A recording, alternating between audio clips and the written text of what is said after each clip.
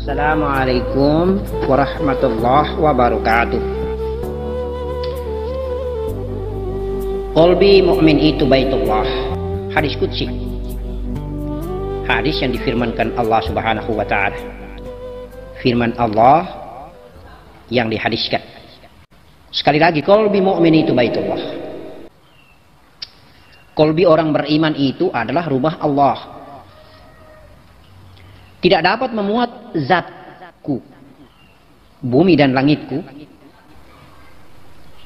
Tidak dapat memuat zatku, bumi dan langitku, kecuali hati hambaku yang mukmin, lunak dan tenang. Hadis riwayat Abu Daud. Hai jamaah jin dan manusia, jika kamu sanggup menembus melintas penjuru langit dan bumi, maka lintasilah kamu. Sesungguhnya kamu tidak akan dapat menembusnya kecuali dengan kekuatan. Ar-Rahman ayat 33. Ma'rifatullah adalah pencapaian tertinggi seorang mukmin.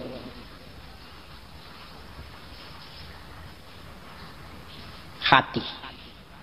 Banyak sekali hamba Allah yang bernama manusia ini memandang bahwa hati itu bukan tempatnya Allah.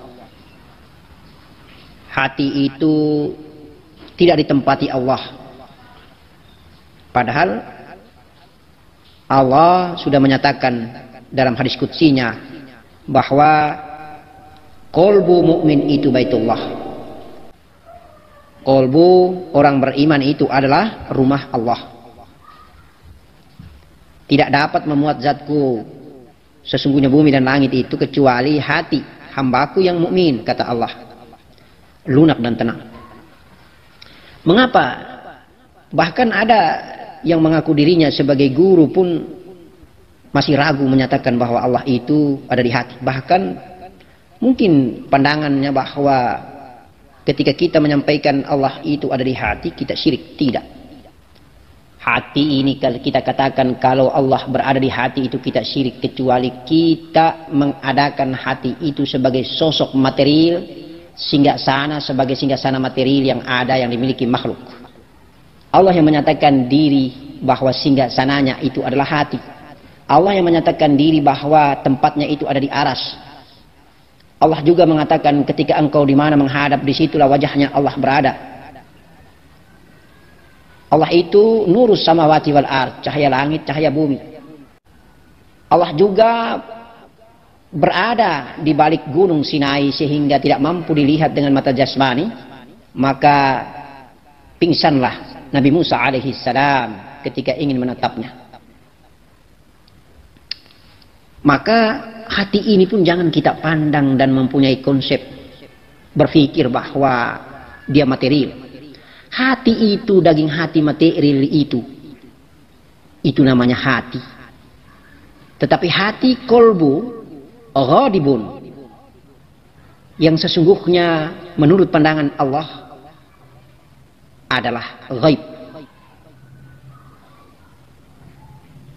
Allah mengatakan bahwa aku menciptakan sebuah makhluk yang indah dalam tubuh, yaitu dada. Di dalam dada ada kolbi, di dalam kolbi ada fuad, ada sagofah, ada sir, kemudian ada aku, kata Allah. Dan itu Allah yang berkata dan berucap. Mengapa kita masih ragu mengakidahkan bahwa sesungguhnya Allah itu ada di hati? Tentunya hati yang dibayangkan oleh kita tidak terjangkau, karena hanya salik yang berjalan, yang bertemu dengan Allah lewat media kolbi, media hati, baru dia bertemu. Di mana tempat singgasana Allah itu? Di mana yang namanya tempat hati atau kolbu itu? Di mana yang dimaksudkan dengan kolbu menurut pandangan Allah itu? Dan Allah maha gaib, maha dahsyat, maha kuasa, maha besar, bisa mengatur dengan caranya bertemu dengan hambanya, bisa mengatur dengan caranya menghiasi singgasananya, membuat eksistensi keberadaan singgasananya dengan caranya, dengan cara yang tidak bisa dijangkau oleh akal dan cara pandang manusia. Kita hanya selalu memandang bahwa singgasana itu adalah material, singgasana itu adalah sosok, maka hati pun adalah sosok, sehingga tidak pantas bahkan kita syirik menyebut Allah itu berada di hati. Karena kita selalu memandang bahwa hati itu adalah material dan sosok. Itu keliru besar. Maka kalau ada murid yang bertanya, ada anandaku, ayahandaku, bundaku bertanya, maka Abah akan menjelaskan dengan tegas sesuai dengan hadis qudsi bahwa kolbi mukmin itu singgasana Allah. Makhluk apapun selain hati tidak mampu menjadi singgasana Allah. Bumi dan langit tidak mampu menjadi singgasana Allah. Hanya hati. Itu kata Allah dalam hadis qudsinya.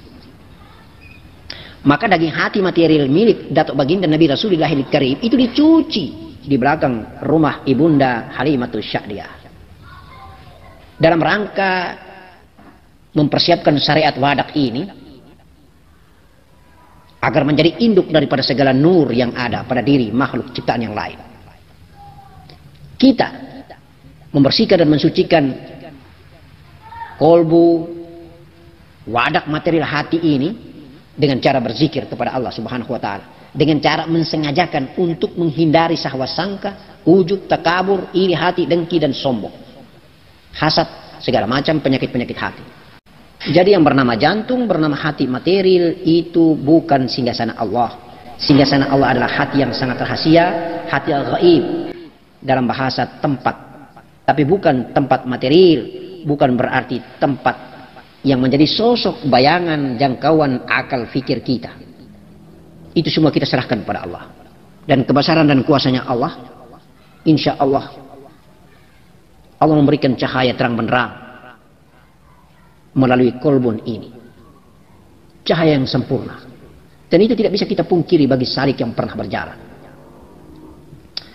Maka bagi guru atau mursyid yang pernah berjalan ke sana dan kemari, tidak pernah berhenti melalui media kolbun ini, dia dengan keyakinan akidahnya yang mantap 100% menjawab pertanyaan muridnya bahwa Allah itu berada di hati. Alat untuk mengetahui keberadaan Allah di hati adalah rasa. Perjalanan yang indah, sebuah perjalanan yang indah yang meneguhkan keyakinan pulangnya Mi'raj, pulangnya kita berjalan spiritual secara rohani, insya Allah. Maka di sini Abah menyinggung tentang hadis qudsi ini menyangkut hati. Karena banyak sekali anandaku, ayahandaku, bundaku mungkin masih meragukan bahwa jangan sampai hati itu kita syirik kalau kita katakan tempat singgasananya Allah. Karena Allah tidak menempati ruang dan waktu. Benar, Allah tidak menempati ruang dan waktu. Pertanyaannya, apakah hati itu adalah tempat? Itu kalimat dan kata-kata dari Allah Subhanahu wa taala. Hanya kita saja memandang bahwa selalu yang bernama singgasana itu tempat. Kita tidak mengetahuinya. Kecuali kita berjalan dan bertemu Allah, baru kita bermusyahadah, insya Allah kita akan tahu. Rahasia Allah berada di dalam rahasia hamba salik, dan rahasia hamba salik berada di dalam rahasia Allah. Maka hamba salik itu setelah pulang bertemu Allah, tahu bagaimanakah bentuk tempat kolbi, bagaimanakah caranya dia berdialog bertemu Allah Subhanahu wa taala. Insya Allah indahnya Mi'raj. Allahu Akbar, walillahil hamd. Mari kita renungi kembali sebuah hadis qudsi ma'rifatullah. Awaluddin ma'rifatullah. Awaluddin ma'rifatullah ini adalah pencapaian tertinggi seorang mukmin. Hadapkanlah wajah syariatmu kepada Ka'bah. Ini tentang kiblat kita. Ketika kita syariat, hadapkanlah wajah syariatmu pada Ka'bah. Hadapkanlah wajah tarekatmu pada kolbi. Karena di kolbi akan terpancar cahaya Allah yang terus menerus dan akan engkau temukan Sang Maha Sempurna. Barang siapa mengenal diri maka jelas mengenal letak kolbu. Maka jelas pula mengenal Tuhannya secara perlahan. Hadapkanlah wajah hakikatmu pada mursyidmu. Sebab salik yang benar adalah wajib memiliki pembimbing ruhani. Ketika masuk ke dalam alamul hakikat, fokuslah pandanganmu pada bimbingan mursyidmu menuju kehadirat Allah Subhanahu wa taala. Syekhuna Junaid Al-Baghdadi dalam nasab tarekoh kita berkata, ma'rifat kepada guru mursyid adalah mukaddimah ma'rifat kepada Allah. Ma'rifat kepada guru mursyid adalah mukaddimah ma'rifat kepada Allah. mengenal guru mursyid adalah awal atau pembuka dalam mengenal Allah Subhanahu wa ta'ala. Awaluddin ma'rifatullah. Awal beragama adalah awal bermakrifat. Awal bermakrifat itu tandanya pertama kali kita mulai mempunyai agama. Apakah makrifat dulu baru kita boleh merasa beragama atau mempunyai agama? Lalu selama ini apakah kita beragama ketika belum makrifat? Walaupun kita sudah sholat, puasa, zakat dan sebagainya. Apakah hakikat awaluddin ma'rifatullah? Hakikat awaluddin ma'rifatullah adalah syahadat. Sekali lagi, hakikat awaluddin ma'rifatullah adalah syahadat. Coba kita ikuti baik-baik riwayat awaluddin ma'rifat kita sebagai berikut. Agama secara nas konseptual, pandangan syariat adalah ketika orang bersyahadat zahir, maka dia telah beragama. Pandangan hakiki, dia telah bersyahadat batin. Anandaku dikenal memiliki agama hakiki. Awaluddin ma'rifatullah ketika anandaku ma'rifat. Itu benar sekali. Sepanjang seorang hamba di mana dirinya belum diakui oleh Allah sebagai Muhammad Rasulullah dan dirinya sebagai Muhammad Rasulullah belum bersyahadat dan mengakui Allah sebagai Tuhannya, maka insya Allah dia belum beragama. Oleh karena itu maka secara hakiki tasawuf memandang bahwa seseorang hamba itu dikatakan telah beragama apabila dia telah diakui oleh Allah sebagai syahadat Rasul dan telah diakui dirinya terhadap Allah sebagai syahadat Allah. Apabila anandaku punya diri telah bersyahadat kepada Allah, asyhadu an la ilaha illallah, kemudian Allah telah menjawabnya dengan mengakui diri anandaku, wa asyhadu anna Muhammadar Rasulullah, di alamul hakikat, maka anandaku telah beragama. Sekaligus apabila puncak dari agama itu adalah lebur dan fana, binasa, tiada anandaku yang ada, hanyalah zat. Jadi ketika agama itu dipandang secara hakikat adalah jiwa atau diri bersyahadat, bertemu dan bersyahadat. Selama ini kalau kita belum bersyahadat, kita belum beragama secara hakikat. Kita hanya baru beragama secara syariat, secara zahir, secara batang tubuh kita. Sebab agama secara hakikat hendaknya diakui oleh Allah, hendaknya juga yang diakui oleh diri yang bersyahadat. Anandaku menyaksikan langsung sebagaimana mi'rajnya baginda Nabi dengan Allah Subhanahu wa ta'ala di mustawah. Itu awalnya agama. Pulang dari makrifat itu baru tata cara beragama itu diberikan dengan 5 kali sehari semalam perintah sholat 5 waktu. Maka insya Allah kita jangan memandang secara syariat.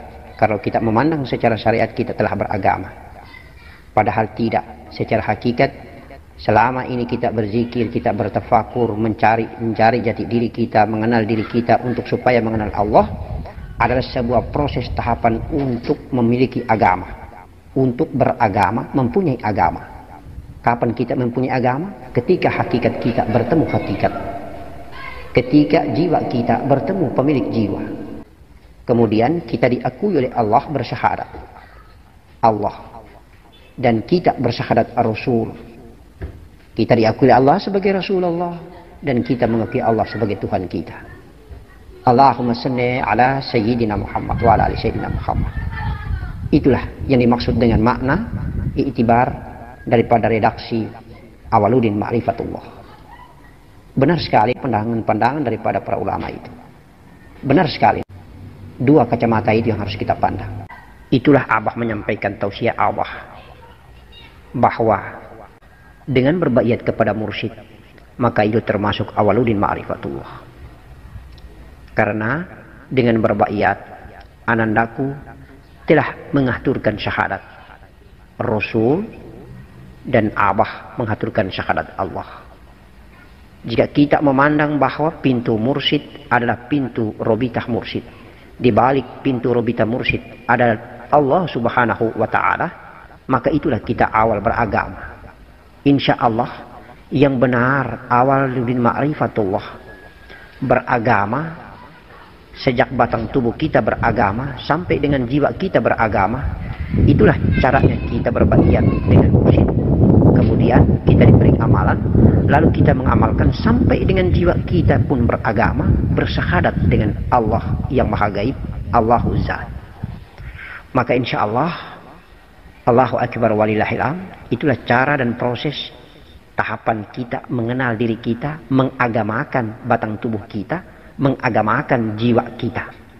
Insya Allah.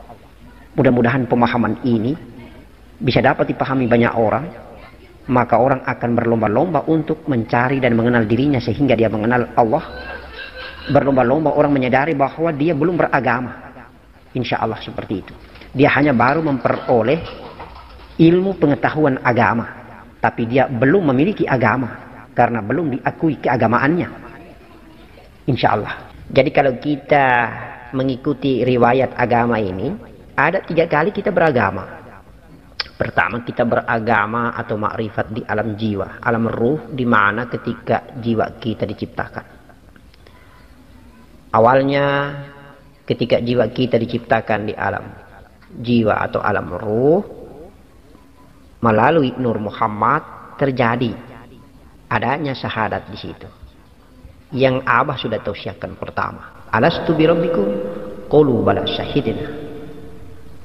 Apakah aku ini Tuhanmu? Lalu para jiwa-jiwa kita ini bersaksi, engkau adalah Tuhan kami. Itu pertamanya kita ma'rifat di alam ruh. Pertamanya kita beragama. Kemudian Allah pindahkan kita lagi di alam rahim ibu kita. Pada umur 4 bulan 120 hari, ketika kita sudah dilengkapi dengan batang tubuh, maka terjadi lagi syahadat atau agama itu. Terjadi lagi ma'rifat itu. Alastu bi rabbikum qalu bala syahidina. Terjadi lagi. Lalu setelah kita keluar dari alam rahim, insya Allah dengan cara kita belajar mengenal diri ini, kita mau menyaksikan lagi terjadi peristiwa makrifat atau agama itu. Maka belajarlah kita dengan belajar mengenal diri ini, sampai dengan jiwa kita saksikan melalui pandangan hakikat di alamul hakikat. Kita kembali merekam ulang lagi peristiwa kemarin, kita beragama di alam jiwa dan kita beragama di alam rahim. Insya Allah. Mudah-mudahan kita tetap makrifat, kita tetap beragama sampai dengan kita meninggalkan dunia menuju ke alam kekal abadi. Alamul hakikat, negeri akhirat, negeri agama, negeri makrifat. Abah mau menegaskan bahwa kalau kita ikuti tausiah Abah dari awal, indahnya kita belajar mengenal diri ini. Abah telah membagikan ilmu, memberikan amalan tentang ibadah batin. Apa manfaatnya ibadah batin itu, anakku? Itu kita mengagamakan anak kita sejak kita melepaskan setetes mani ke dalam rahim istri kita. Setelah kita beribadah batin dengan istri kita, kita telah mengagamakan anak kita melalui bibit yang kita tanamkan ke istri kita. Maka naifnya ketika orang beribadah tapi dia lupa mengagamakan anaknya, menanamkan kalimat tauhid ke dalam mani, ke dalam rahim istrinya, anaknya terlambat beragama. Kalau kita sudah menanamkan sejak kita beribadah batin, berhubungan suami istri, berjima atau bercampur, maka insya Allah setetes mani adalah kehidupan menurut pandangan Imamul Ghazali dalam kitab Ihya Ulumuddin. Telah kita agamakan bibit anak kita dalam alam mani ini. Kemudian sampai dia diciptakan di 4 bulan 120 hari dalam kandungan istri kita, menjadi batang tubuh, anak ini beragama lagi ketika menyaksikan alastu bi rabbikum qalu bala syahidina. Kemudian kita azankan lagi, kita syahadatkan lagi ketika dia dilahirkan, mengagamakan lagi anak-anakku. Lalu besar dia belajar mengenal diri, sempurnalah dia merekam kembali peristiwa agama dirinya. Maka indahnya kalau kita belajar riwayat dan asal usul diri ini, maka adab dan akhlak beribadah batin itu adalah merupakan sebuah perjalanan ibadah kepada Allah Subhanahu wa Ta'ala dalam mengagamakan anak-anak turunan ini. Assalamualaikum warahmatullahi wabarakatuh.